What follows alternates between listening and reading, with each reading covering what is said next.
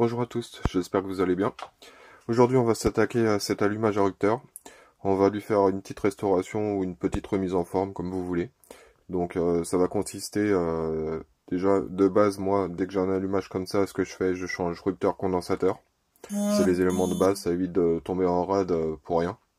Au pire vous mettez les anciens dans la boîte à outils et vous ne les perdrez pas. Et vu que là ils fonctionnent toujours, on peut toujours les garder, mais moi je préfère partir sur une base nette.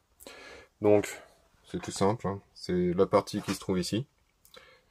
Après, on va essayer de remettre une petite beauté, faire un petit dérouillage rapide, sans venir supprimer de matière ni rien, vraiment une désoxydation. Pareil pour les parties, donc je sais pas si on va réussir à bien les voir. Donc là, elles sont assez propres, mais on peut toujours leur remettre un petit coup de neuf. Pareil, comme on voit, le fil il est un petit peu abîmé, il manque la cosse. Donc on va lui faire un bon nettoyage, une petite remise au propre et changer le rupteur et le condensateur.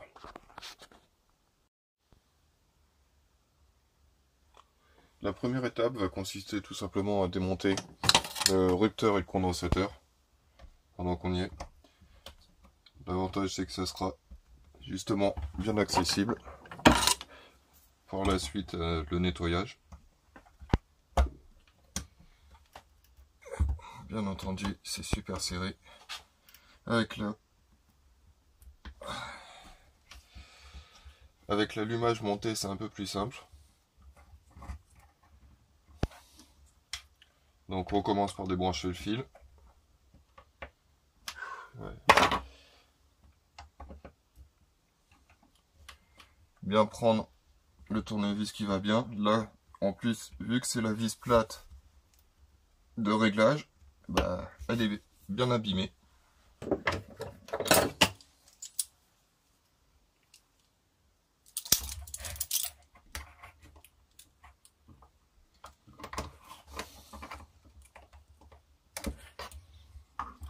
Comme on peut le voir, là on se retrouve bien embêté. La vis est trop bouffée, le tournevis passe pas, du coup à la pince.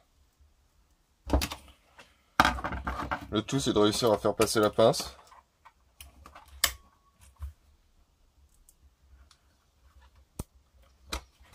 Toujours passer.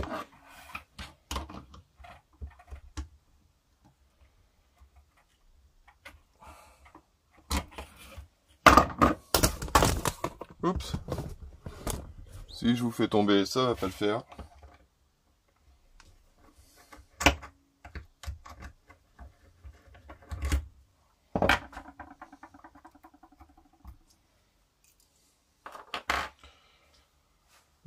Voilà l'inconvénient. Je sais pas si on va pouvoir voir bien.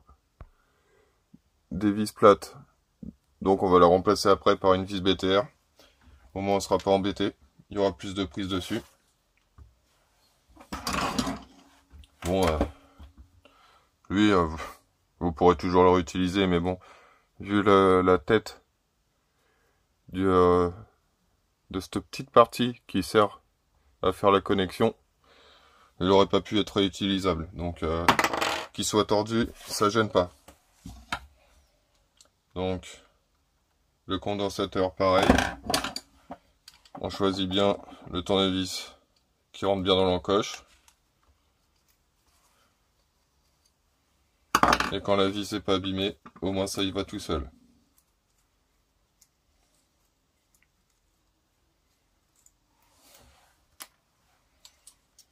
Le condensateur, lui, il fonctionnait, mais parce que il tournait bien. Mais le problème, c'est que le vieillissement, comme on peut le voir, la gaine, elle a disparu. Donc toute l'isolation, il a complètement, elle s'est désagrégée. Après, on peut toujours mettre un bout de gaine thermo, mais il vaut mieux le changer. Je sais plus, je crois que ça coûtait 4 ou 5 euros les deux. Au moins, on repart sur quelque chose de propre, on est tranquille. Du coup, une fois que tout ça c'est fait, il suffit de, dans un premier temps, dégraisser, parce que là, à peine on a touché les pièces, on est complètement sale. Bon, pour le nettoyage, petite parenthèse vite fait. Donc on prend un dégraissant spécifique avec un pinceau en soie, machin. Non, je rigole. Nettoyant frein, brosse à dents usagée et rouler jeunesse. Hein. Au moins on va dans les coins. Et ça coûte quasiment rien. Ouais, vous pouvez le faire à l'essence. Moi j'ai l'avantage d'avoir les... Hop. Le nettoyant frein à dispo pour pas grand chose. Hop. Me suis pas fait chier, ça nettoie tout seul. Bon, pour nettoyer toutes les petites traces d'oxydation, on va utiliser un petit désoxydant liquide. Donc comme on peut le voir là, il y a pas mal de petites traces d'oxydation. Bon après, c'est pas forcé de tout enlever, mais plus on en enlève, mieux c'est, ça fera plus propre. Donc moi j'utilise ce produit, hein. Tout le monde connaît je pense. C'est un désoxydant liquide. Donc toujours pareil, brosse à dents. Bien faire attention parce qu'il y a les fils qui ont été soudés. Donc évitez d'aller les arracher quand même. Quand on passe à côté, bah forcément on fait très attention. Hop.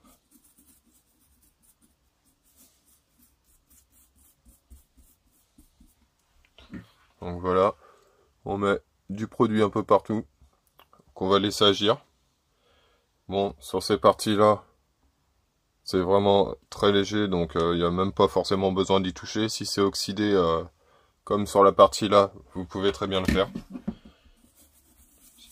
Il suffit de mettre du produit un peu partout.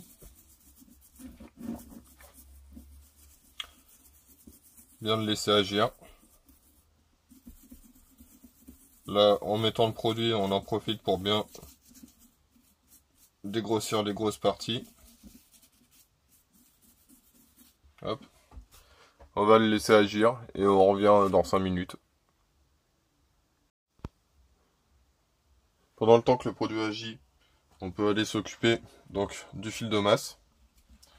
Bon, pour ça, il faudra forcément un morceau de fil à la même taille que le fil qui était déjà existant. Bon, que ça casse ici, c'est un peu maladif sur ces mobs là. En même temps, elles sont pas toutes jeunes non plus, donc avec le temps, ça travaille. Donc, il va falloir, pour faire la jonction, soit vous mettez un domino à l'arrache, comme si vous aviez 14 ans, ou sinon, il existe ce genre de petites cosses, on va dire. Donc, la partie au milieu, c'est tout simplement un peu d'étain, avec une sorte de gaine thermo. On va venir la chauffer. L'étain va venir donc faire une soudure entre les fils. Et la gaine thermo, en se rétrécissant, fera l'étanchéité. Après, pour donc la partie mise à la masse, bah, il existe plusieurs types de fils, de cosses. Donc, on pourrait mettre celle-ci qui correspond donc au diamètre du fil. Seul petit problème, c'est que si on prend une vis, je dois en avoir qui traîne pas loin. Voilà, si on prend une vis, bah, on pourra pas le fixer. Donc, on peut très bien prendre les bleus, en s'assurant que le sertissage soit bien fait. Là, on sera tranquille. Perso, moi, je préfère utiliser ce genre de truc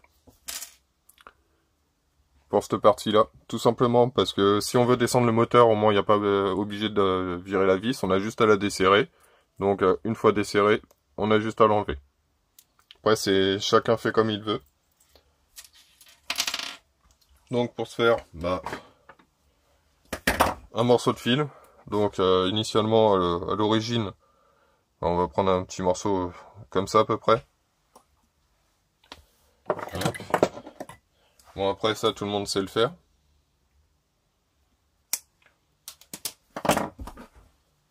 On va venir le dénuder. Hop, sur les deux parties.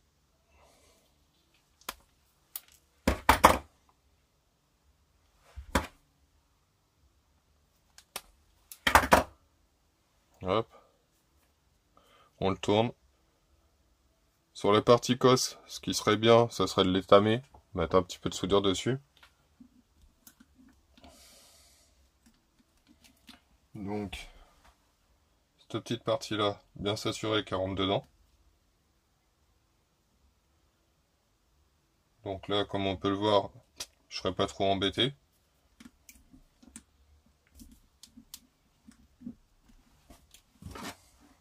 Pareil.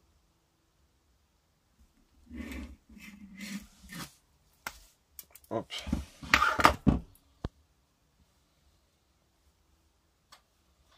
Après, si toutefois vous n'arrivez pas, rien n'empêche de mettre un petit coup de pince. On va le faire. Un petit coup de pince, sans prendre de fil, histoire d'avoir un peu plus de place pour travailler. On va mettre la première partie. Donc, pareil, bien s'assurer que le fil est en bon état. Enfin, je sais pas si on va pouvoir le voir, c'est vraiment petit.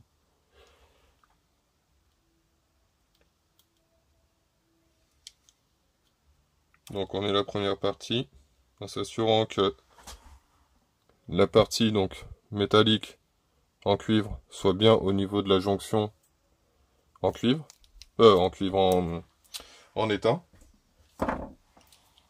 On tient bien la partie, on met le deuxième fil. Et après, on va venir faire la pseudo soudure à l'aide d'un briquet tout simplement.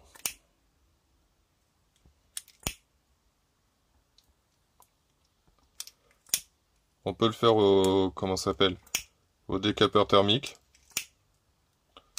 Là je le fais au briquet parce que tout simplement tout le monde n'a pas de décapeur thermique.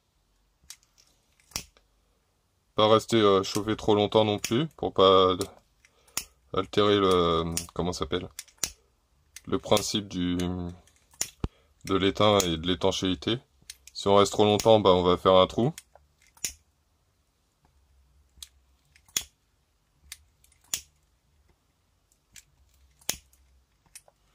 Hop là.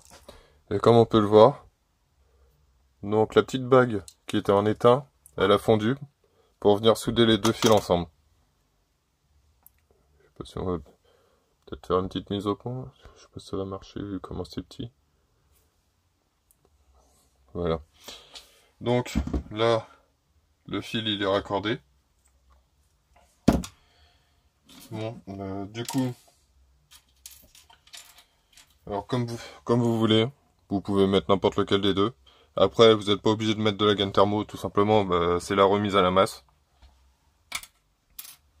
Après, pour le fil, pour pas trop déranger, on va dire esthétiquement, donc à l'origine c'est vert et jaune. Moi j'ai choisi un jaune, j'avais pas de vert et jaune sous la main, j'avais des bouts de fil, mais comme par hasard j'avais pas cette couleur.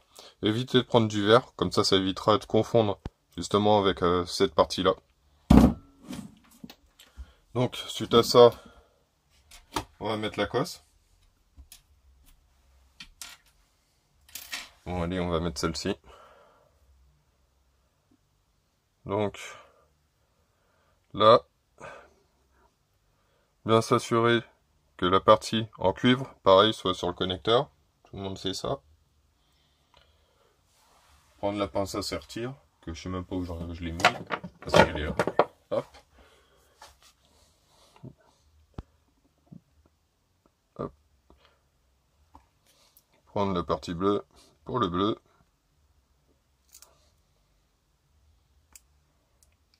Et en sortie.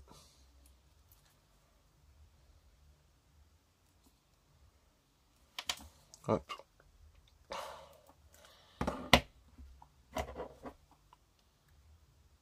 On va sortir jusqu'au bout.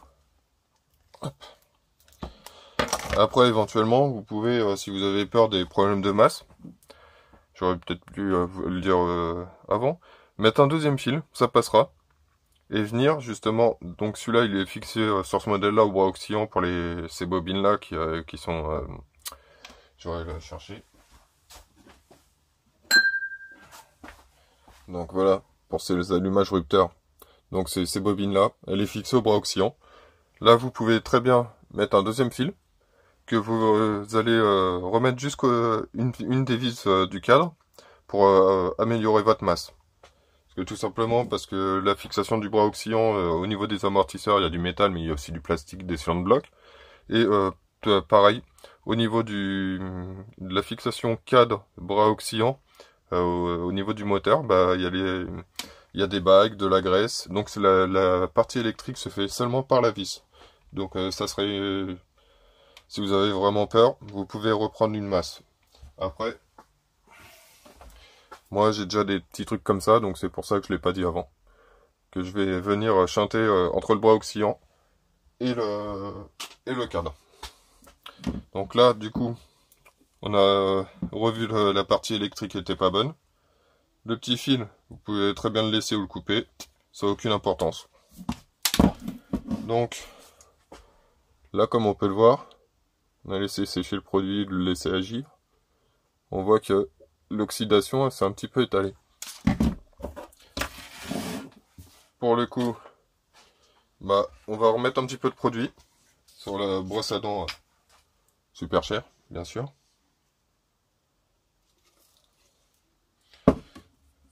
Hop.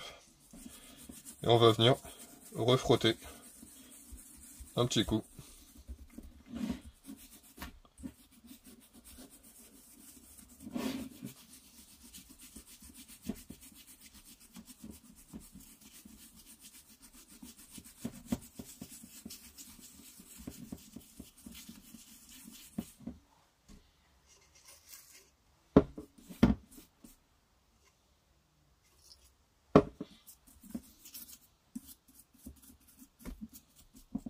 Pareil, hein, quand vous le faites, faites bien attention au petit fil électrique là. Si vous le coupez, bah, vous serez bien embêté après. Moi, je suis pas trop un pro de la soudure, mais bon. Je sais que j'aime pas du tout faire les soudures comme ça. Hop, donc on vient frotter. Son chiffon magique, un bout de chaussette troué.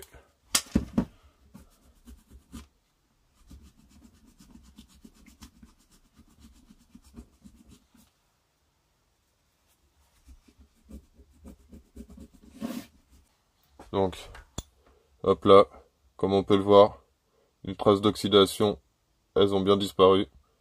Il en reste un petit poil si on veut chipoter, mais bon, contrairement à ce que c'était, là on retrouve quelque chose d'assez propre. Moi je vais faire le reste hors caméra, sinon la vidéo elle va durer 50 minutes. Hein. Bon, je vous reprends une fois que j'ai fini ça. Bon, voilà ce que ça donne, bon, un peu partout. Bon, je me suis pas fait chier plus que ça, vu que moi c'est vraiment un allumage de dépannage. Donc là on va pouvoir passer au montage du rupteur et du condo. Bon, comme j'avais dit précédemment, on récupère une petite vis BTR, qui sera mieux pour le réglage, ça évitera de la flinguer. Donc, on va commencer par le côté condensateur. Donc, tout simplement, il y a le petit plot, la vis, le trou, la vis.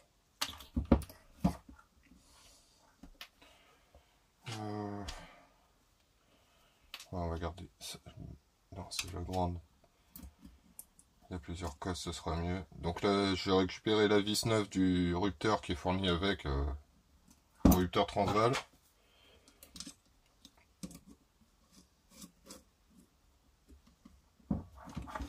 Hop. On vient serrer. On s'assure que c'est bien dedans. Donc là, tout bête, hein. Hop, on vérifie. Et on serre. Bon, pas la peine de mettre 10 kg de coupe non plus. Hein. Là, pareil, hein, il y a le plot. On le met dedans. Donc, notre petite vis BTR.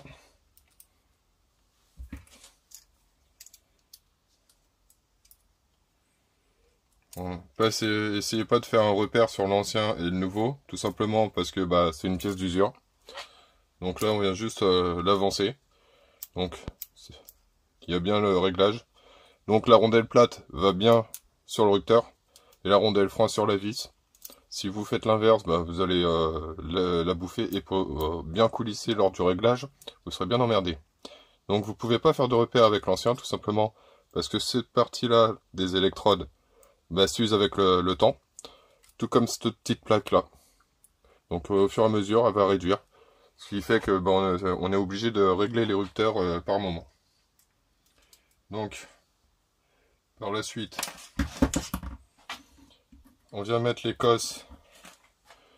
Donc, tout simplement, on va pas venir les mettre de la même face, mais les inverser, pour que les deux côtés plats soient ensemble et pas être embêtés par la suite avec une surépaisseur.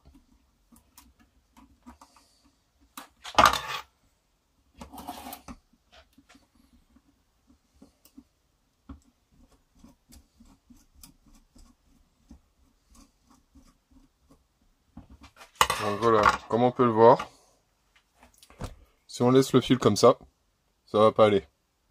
Donc on va venir s'arranger pour le coincer derrière les fils noirs. Tout simplement pour pas aller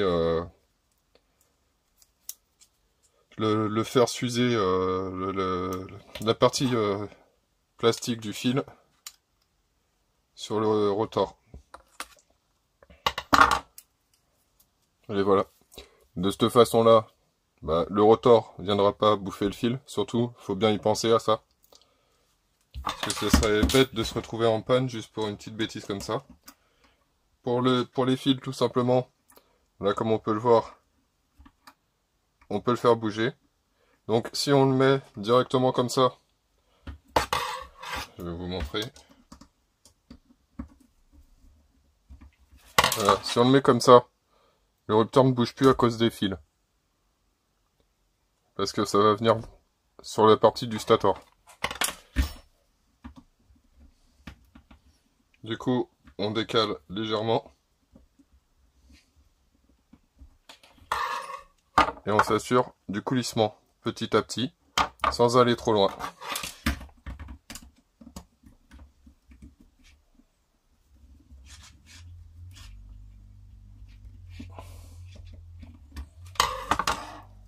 Là, comme on peut le voir, ça coulisse bien. On a notre plage de réglage. Tout simplement parce que cette partie-là, elle est quasiment alignée, donc avec le rond. Et là, du coup, on sera tranquille.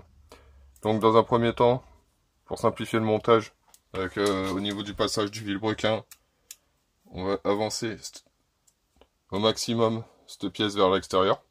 Comme ça, on ne sera pas embêté lorsque on le rentrera dans le vilebrequin. Donc, pour les pièces que j'ai nettoyées tout à l'heure, comme on peut le voir, ça revient bien.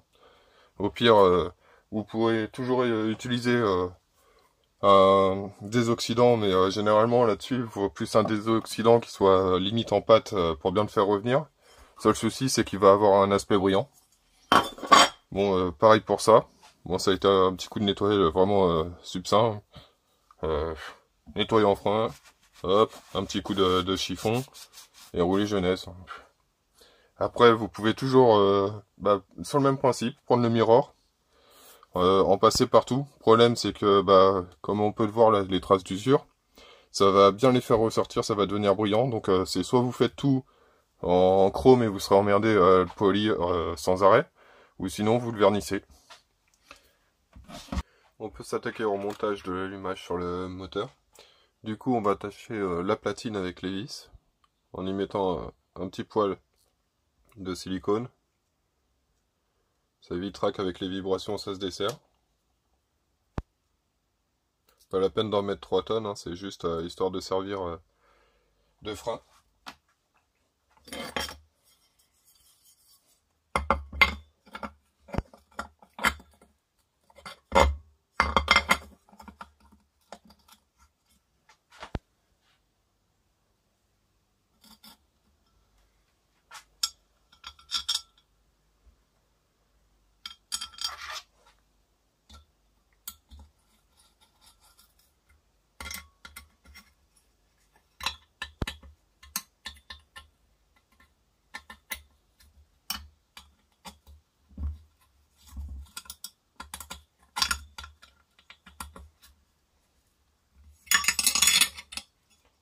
La platine, elle a aucune contrainte ni rien.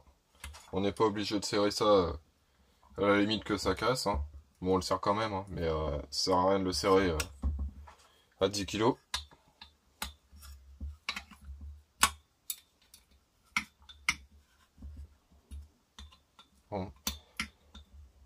Pareil pour le rupteur, moi j'ai préféré remplacer les vis par des BTR, j'en avais sous la main.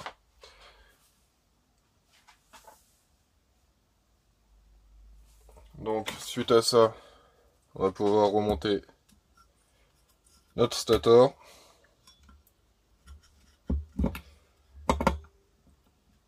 Donc là pareil, il y avait des vis cruciformes dessus, moi je les ai remplacés par ceux-là.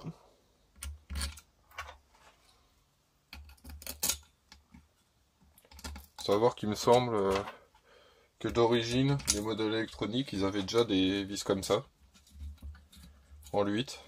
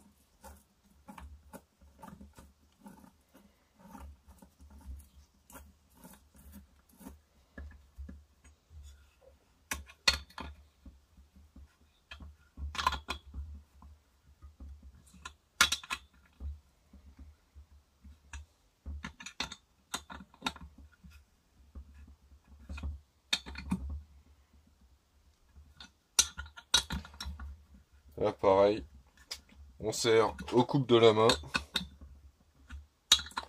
Pas la peine de s'embêter à sortir la clé dynamo. Hein. C'est pas quelque chose qui est sous contrainte. La seule contrainte qu'il y aurait à la limite c'est le rupteur. Mais bon, il n'y a pas vraiment de problème avec ça.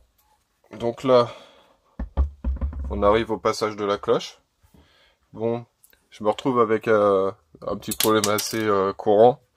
La clavette d'origine est trop large. Alors soit vous l'usinez, soit petite astuce, vous prenez genre un rivet ou un clou, quelque chose comme ça.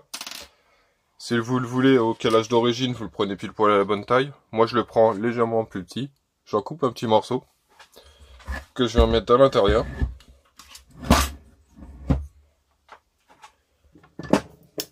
L'avantage de le mettre un petit peu plus petit, c'est qu'on va pouvoir décaler légèrement l'allumage par rapport au calage d'origine.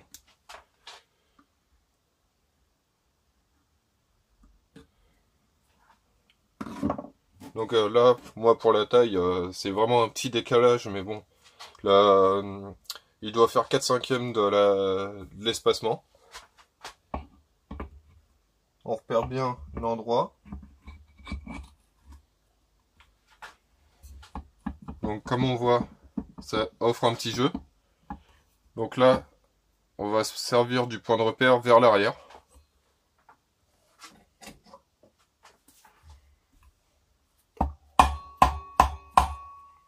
Un petit coup pour le sonner.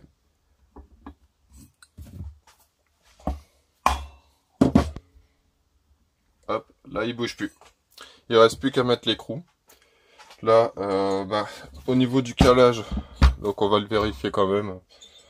Je vais aller chercher l'outillage. Bon, j'ai tout préparé, même desserré ça pour vous montrer bien les choses. Donc là, j'ai mis la chance, j'ai un comparateur, donc il est mis en place. Donc là, je l'ai débloqué, hein. On peut le voir, contrairement à la clavette, on a un léger jeu qui va nous permettre de pouvoir osciller le réglage qu'on voudrait. Donc, on va commencer par le mettre bien de ce côté-là. On cherche le point mort qui est à 0. On va revenir en arrière. Jusqu'au moment, justement. Hop. Donc là, comme on peut le voir, on est à 0,2. À l'inverse, on va le pousser dans l'autre sens. Donc, là, on a un réglage jusqu'à 1,35. À peu près. Donc, hop. Donc, ça nous laisse quand même une plage de réglage de 0, non, de 1,1 par rapport donc à ce qu'il y avait initialement. Donc, si on le met complètement là, on va être à 0,2. Donc 1, 2, 3, 4, 5. Le calage initial, il est à peu près ici, si on prend la moitié. Donc, si on veut faire un peu plus de retard, on a juste à le décaler comme ça. Donc après, le réglage, justement, il va pouvoir varier selon ce que vous voulez. Si vous voulez plus qu'il y ait de la longe, du couple ou autre. Bon, initialement, si vous le mettez comme ça, à 0,2, votre moteur, il va pas marcher du tout. Donc après, ça sera vraiment à vous de voir le réglage que vous voulez. Donc sur un allumage à rupteur, c'est pareil. Il y a l'écartement du rupteur qui est à régler. Pour le réglage du calage du rupteur, et là je peux pas vous le faire parce que vous allez rien voir et je pourrais pas passer le téléphone à l'intérieur du trou. Mais le truc à savoir, c'est que le réglage il est de 0,4 au niveau de l'écartement, donc à l'opposé du point de marquage qui va être ici. Donc on va prendre l'endroit donc où il va être ouvert. Donc là, on prend une cale de 0,4 pour faire le réglage. Pour vérifier, on s'assure que la 0,3, elle va passer tranquillement sans rien me faire bouger.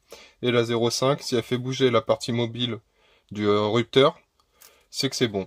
Donc le réglage, il sera bien fait. Bon, ça, c'est un petit peu minutieux à faire. Ça fait parfois un petit peu chier. Mais le truc à savoir, c'est qu'il faut légèrement desserrer donc la vis.